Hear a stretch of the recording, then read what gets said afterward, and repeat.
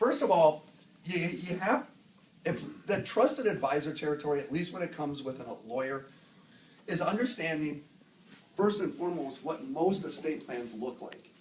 And most estate plans for most lawyers are super simple. It says if husband dies, everything goes to the wife. I always kill off the husband first, by the way. That's the only chivalrous thing to do. Husband dies, everything goes to the wife. If wife dies, everything goes to husband. And if they both die, everything goes outright, that's the key word, outright and in equal shares to their adult kids.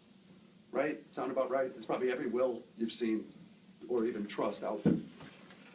And that's where we lose a lot of AUM, is when mom and dad dies, this kid says, well, my brother-in-law works at Ameriprise, his share goes off.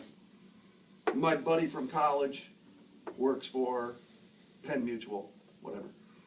And this one says, well, I don't even need an advisor, whatever it might I'm be. just gonna spend. That's the 6%. Does everyone understand that? So this is about retaining those assets generated. Because if it go, this is my symbol for outright, this little oval here. And if it goes outright, not only will you typically lose those assets, but what happens to the kids? Because this is the important part. If you can explain this to your client, they're really going to appreciate it. It doesn't have to come from a lawyer. It's not really super complicated to explain. But if they have a will or a trust that goes outright, and if this kid goes through a divorce, where does that money go? Half gone. Well, it could be, because you'd have to commingle it, but most people do. Not only that, but if you hear a lawyer say, no, it's an inheritance, that's free, that's not a marital asset, they're mostly wrong. Because it's true that that's what it is on paper, but if you commingle the assets in any way, like let's say you take some of that inheritance and you put a new roof on your marital house, you've just tainted it, okay? Not only that, but family law courts are courts of equity. There's courts of law and there's courts of equity. Courts of law go by case law. What does the case law say? Courts of equity, as you can imagine, say what's fair here. So if kid A winds up with $1 million here and then goes through a divorce, even if it wasn't commingled, and the wife's going to be left destitute, I don't know what a judge is going to do about that, even if it wasn't commingled. I think they're going to say, no, some of that's coming with me, okay? If this kid goes through a bankruptcy, it's all gone. If this kid dies and has a spouse, it's all going to the spouse. But if this kid has kids, I bet you anything, mom and dad wanted it to go down to the grandkids. Okay? So this is pretty typical of what you see. Can you just touch on real quick commingling, so joint account? Joint account would be completely commingled. Okay, so. Yep, and that's what brokerage. happens. People don't know these rules, so they say, okay, mom died, the probate happened, or whatever, I'm taking the money and I'm gonna give it to my Ameriprise guy, and it's in our joint account, brokerage account, or whatever. That's typical. And then they get a divorce, and then now they're not so happy they made that decision. Yeah. Does anyone have any questions about that? Okay. So, an outright distribution, for a lot of families, if they have very little in assets, that might be perfectly appropriate.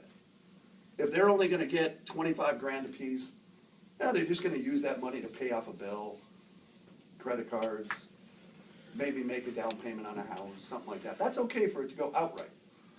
But if we've got a $1.5 million estate, or anywhere sniffing that kind of money, in Minnesota you want it to be protected. And I have to tell the story, but this is how you can work with the estate planning lawyer to ensure that you have generational longevity with clients.